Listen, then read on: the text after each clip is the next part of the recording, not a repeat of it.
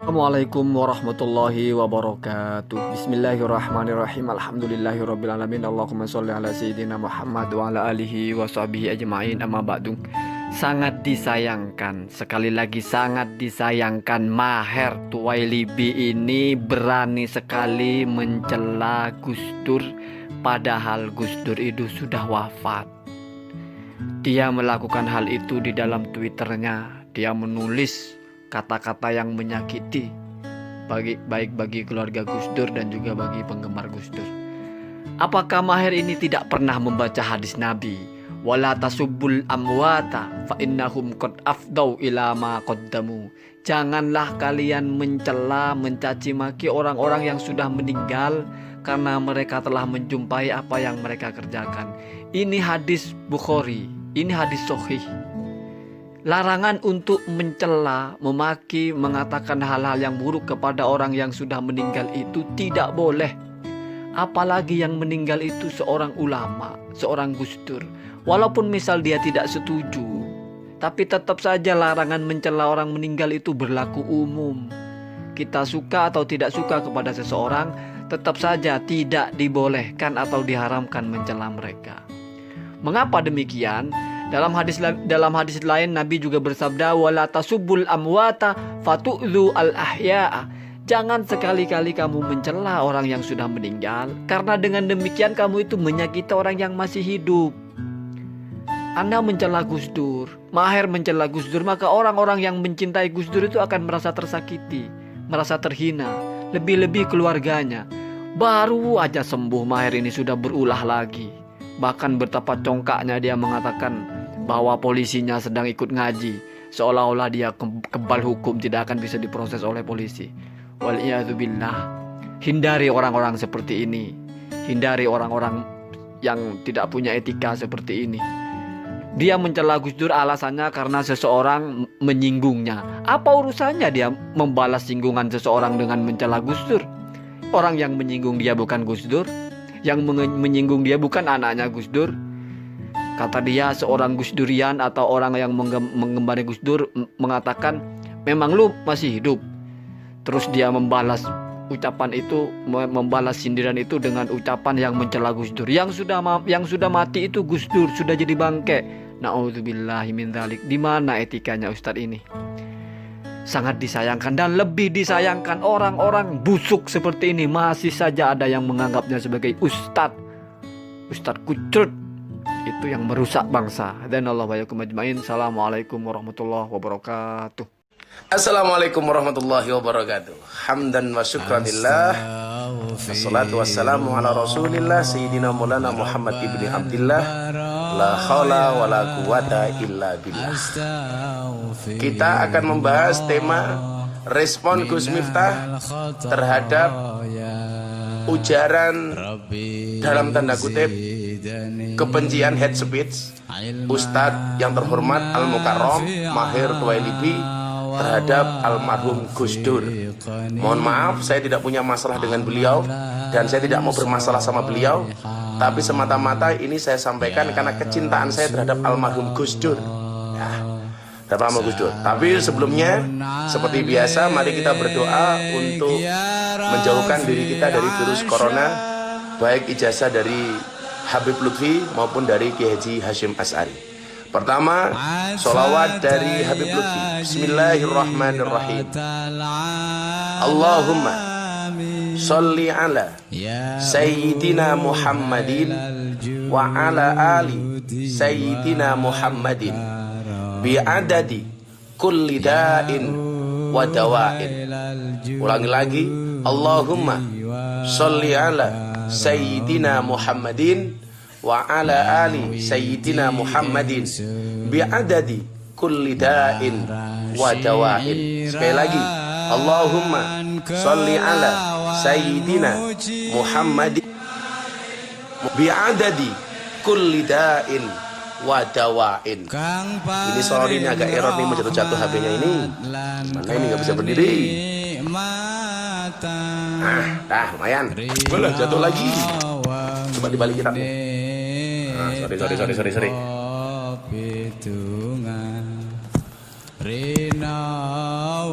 Lumayan.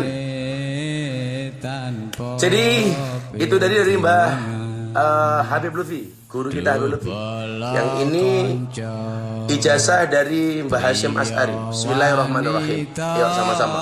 Li khamsatun utfi biha harral waba al hatimah al mustafa wal murtada wa benahuma wal fatimah.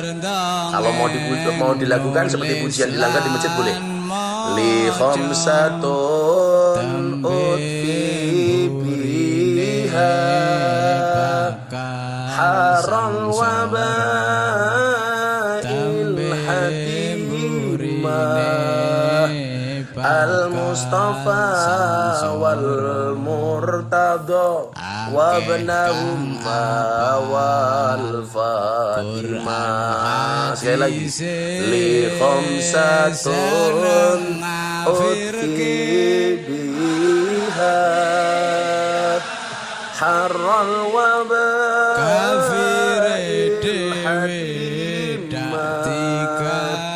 al mustafa wal murtada wa benahuma wal fatimah.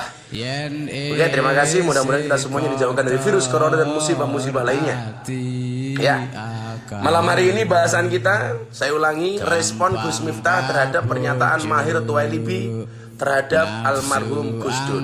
Sekali lagi, ini saya sampaikan bukan karena saya punya masalah dengan Ustadz Mahir atau Ustadz Sony Renata, bukan karena saya mau mencari masalah dengan dia, tapi karena semata-mata rasa cinta saya dan kita semuanya terhadap almarhum Gus Dur. Yang pertama, Ustadz Mahir, saya sampaikan mohon maaf.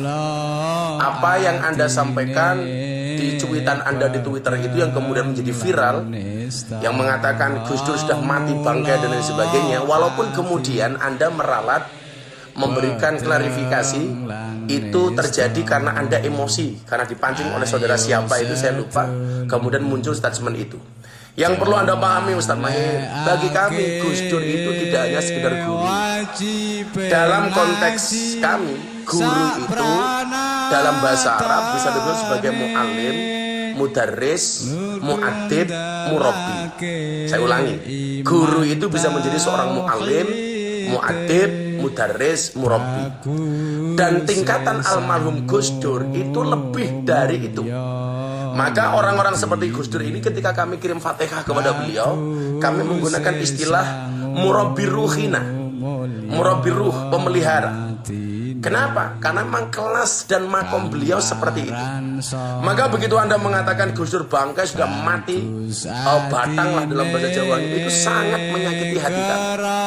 Karena tingkatan beliau tidak hanya mu'alim, tidak hanya mudarris, tidak hanya mu'addib, tapi Gus Dur itu merupakan murabbi ruh bagi kita semuanya, wabil khusus terhadap orang-orang Nahdlatul Ulama.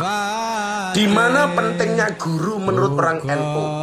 Di dalam kitab taklim kita sering mengutarakan dalil apa? Al ilmu bila syaikhin fasyaihu syaitan. Ilmu tanpa guru, gurunya setan. Makanya di dalam kitab taklim itu ada spesifik bab yang membahas tentang apa? Fi ta'zimil ilmi wa ahli. Bab tentang hormat kepada ilmu dan ahlinya ilmu. Di situ banyak disebutkan, umpamanya hendaklah seorang murid tidak memanjangkan kaki di hadapan kiainya. Nah, makanya kenapa kemudian kalau saya pengajian sama jamaah sering nyindir, duduk paling depan, tongkaknya selonjorke, orang kemasannya tongkaknya meletek-meletek. Itu sebenarnya sindiran. Karena dalam kitab taklim tidak pantas seorang murid memanjangkan kaki di hadapan kiainya. Lah, karena begitu urgennya sosok guru ini sampai dikatakan oleh Sayyidina Ali kalau tidak salah, ana abdun man alamani walau harfan wahidan. Saya siap dianggap sebagai abdun, kawulo, bagi siapa? Man, bagi siapapun alamani yang memberikan ilmu kepada saya walau harfan wahidan, walaupun cuma satu huruf saja. Karena begitu luar biasanya seorang guru itu. Bahkan Umar mengatakan, saya siap membayar guru dengan 1000 dirham untuk satu ilmu. Maka begitu Anda mengatakan Gus Dur seperti itu, kami sebagai orang yang mencintai Gus Dur, muhibbinnya Gus Dur, sangat sakit hati. Saya memahami kemudian ketika Anda mengatakan, oh ini saya emosi gara-gara dipancing oleh begini dan sebagainya. Mohon maaf. Ya, kalau kemudian emosi, Anda boleh menghina Miftah, kamu boleh mencaci Miftah, oh Miftah bosok, bajingan, kiri dan sebagainya, silakan. Tapi ketika kaitannya dengan Gus Dur, Anda lupa. Gus Dur itu tidak hanya sekedar kiai bagi kami, Gus Dur itu tidak hanya sekedar guru bagi kami, tapi Gus Dur itu sekaligus guru bangsa bagi kami. Dan Anda jangan lupa Ustadz Mahir, Gus Dur itu seorang presiden. Presiden yang secara konstitusional diakui oleh undang-undang. Presiden keempat Negara Kesatuan Republik Indonesia. Artinya apa? Ketika Anda menghujat Gus Dur, Anda tidak hanya menghujat Gus Dur sebagai guru bangsa, sebagai seorang kiai, tetapi Anda juga menghujat Gus Dur sebagai kepala negara, sebagai mantan presiden atau presiden keempat Negara Kesatuan Republik Indonesia. Maka kami sangat menyayangkan apa yang sampean katakan kepada almarhum Gus Dur. Ketika kemudian orang rame-rame menghujat antum ketika sakit, setiap kali pengajian, saya selalu mengatakan kepada jamaah saya, tolong jangan hujat Ustadz Mahir. Itu bukan akhlaknya Rasulullah. Tolong jangan hujat Ustadz Mahir, karena itu bukan akhlaknya orang Nahdlatul Ulama. Karena itu bukan akhlaknya santri. Anda bisa lihat beberapa YouTube pengajian yang mungkin diposting sama para YouTuber itu. Saya selalu mengatakan, jangan menghina Ustadz Mahir. Beliau sakit, bila perlu didoakan. Bila perlu didoakan. Bagaimanapun juga beliau adalah orang Islam. Maka begitu saya mendengar tulisan itu, membaca tulisan itu di Facebook dan di grup-grup WA, betapa kemudian saya sangat kagetnya ketika kemudian Anda menghujat Gus Dur seperti itu. Na'udzubillah min dzalik, summa na'udzubillah min dzalik. Maka lumrah sebenarnya ketika orang kayak saya ini emosi, tapi saya nahan. Gak pantas lah kiranya saya harus teriak-teriak macam-macam. Tapi yang perlu Anda pahami, tolong penghinaan Anda terhadap Gus Dur, Anda segera insaf. Minta maaf kepada keluarga, kepada dzurriyyah. Minta maaf kepada orang-orang NU yang selama ini sangat-sangat memposisikan Gus Dur. Bahkan mohon maaf, menurut kami Gus Dur itu tidak hanya sekedar kiai, tapi beliau juga wali. Ala inna awliya Allah la khaufun alaihim wa lahum yahzanun. Begitu istimewanya Gus Dur di mata kami. Kalau kemudian Anda ingin tahu fakta betapa Gus Dur itu hebat, kita lihat makamnya Gus Dur. Jarang ulama-ulama kekinian yang kemudian makamnya itu diziarahi sebanyak makamnya Gus Dur. Saya dulu pernah diprotes Santi Jombang gara-gara apa? Saya pernah mengatakan makamnya Gus Dur itu dalam 1 bulan bisa nyumbang panti asuhan 150 juta. Begitu saya masuk ke Tebu Ireng, saya sowan di sana, saya Jumatan di sana, pengurus makam ini mengatakan kepada saya, Gus Miftah salah.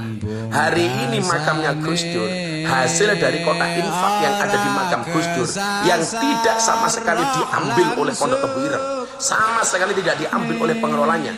Itu disumbangkan kepada panti asuhan 1 bulan minimal 300 juta.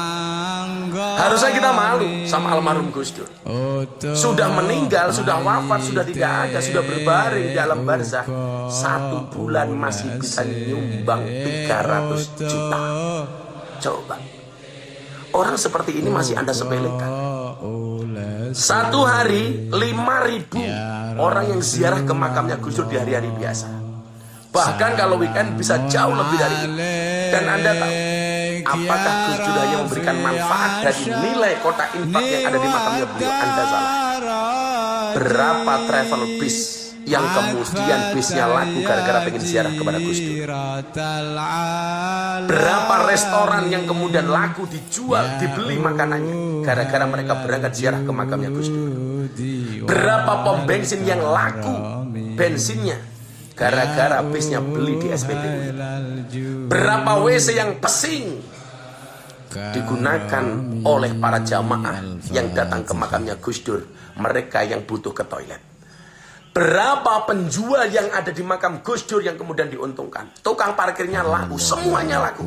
Ini orang sudah meninggal. Maka begitu Anda menghina, naudzubillah min dzalik, kita ini siapa sih Ustadz? Mohon maaf lah, barangkali Anda lebih alim ya daripada saya, Anda lebih hebat daripada saya, mungkin Anda lebih soleh daripada saya. Kalau kemudian ini saya dikatakan mengkritik Anda, tidak. Konteks saya adalah watawasau bil haq, watawasau bis sabar. Kalau saya salah, silahkan Anda kritisi saya. Besok lagi kalau Anda emosi, tolong yang dihina jangan Gus Dur. Cukup saya saja. Silakan saya dicaci maki, Miftah bajingan, Miftah kiainya lonte umpamanya, atau kiainya begenggak, kiainya PSK, anak dunia malam. Bahkan saya disebut sebagai presiden para pendosa, saya nggak ada urusan. Tetapi kalau kaitannya dengan Gus Dur, berapa muhibinnya Gus Dur yang kemudian kecewa dengan apa yang Anda katakan.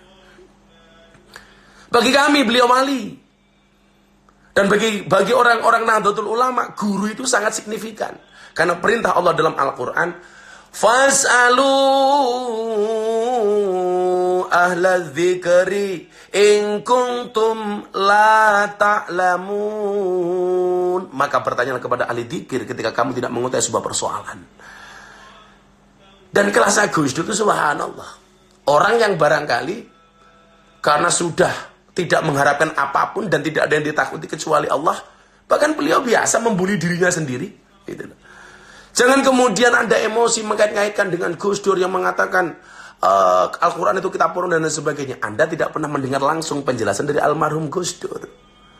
Maka kami sebagai muhibin Gus Dur, sebagai santri Gus Dur, sebagai orang yang pernah kemudian mempunyai hubungan dengan Gus Dur, sebagai orang yang pernah berinteraksi langsung dengan Gus Dur, kami sangat kecewa dengan apa yang Anda sampaikan. Apalagi di tengah-tengah musim corona, di tengah kondisi bangsa yang seperti ini, yang seharusnya kita saling berangkulan, saling merapatkan soft dan barisan untuk rukun supaya Allah segera menjauhkan musibah dari bangsa ini. Karena saya teringat ketika Nabi Musa alaihissalam umatnya dilanda kelaparan panjang gara-gara kekeringan yang tidak segera turun hujan. Nabi Musa mengajak umatnya, kemudian diajak untuk sholat istisqa minta hujan. Setelah sekian kali sholat istisqa, ternyata tidak turun hujan. Dan ternyata ketika kemudian Nabi Musa tanya sama Allah, kenapa kami tidak diturunkan air hujan? Apa jawab Allah? Karena ada umatmu yang tidak mau akur. Karena ada umatmu yang tidak rukun. Kemudian Nabi Musa bertanya, siapa umat saya yang tidak bisa rukun? Apa kata Allah? Yuratakan dani mus. Masa Gusti Allah kok ngerasani? Akhirnya kemudian apa? Nabi Musa meminta umatnya untuk rukun. Disitulah kemudian Allah menurunkan air hujan. Ingat, la tadkhuluna jannata hatta tu'minu wa la tu'minuna hatta tahabbu. Sekali-kali kamu tidak dikatakan beriman, sekali-kali kamu tidak akan masuk surga sehingga kamu beriman, dan kamu tidak dikatakan beriman sehingga kamu punya rasa cinta dan kasih sayang. Seharusnya musim corona seperti ini kita jangan kemudian saling menghujat, tapi justru kemudian saling mengingatkan, akur, rukun, supaya Allah segera mengangkat musibah dari bangsa ini. Jadi kalau bisa deh, Ustadz Mahir minta maaf sama zuriyah Gus Dur, kepada Mbak Yeni, kepada Bu Sinta Nuriyah, kepada Pondok Pesantren Tebu Ireng, dan kami semua orang-orang yang mencintai Gus Dur. Saya doakan Anda segera sehat, bisa berdakwah lagi dengan cara yang lebih baik. Gus minta kalau ada salah dimaafkan, dan sekali lagi, saya tidak menggurui Ustadz Mahir, saya tidak punya masalah dengan Ustadz Mahir, tetapi saya kecewa dengan statementnya terhadap almarhum Gus Dur. Kalau memang itu sebuah kekhilafan, ya Anda minta maaf lah. Kalau memang dianggap salah, minta maaf. Sekali lagi seperti itu, karena bagaimanapun beliau adalah guru bangsa, Gus Dur ini, kita harus hormati bersama-sama, apalagi beliau sudah tidak ada. Kenapa masih dikait-kaitkan dengan masalah Anda? Kalau besok Anda butuh mau dihujat, hujat saja Gus Miftah. Jangan Gus Dur. Oke? Terima kasih. Kita baca doa. Subhanakallahumma bihamdika asyhadu an la ilaha illa anta astaghfiruka wa atubu ilaik. Walhamdulillah.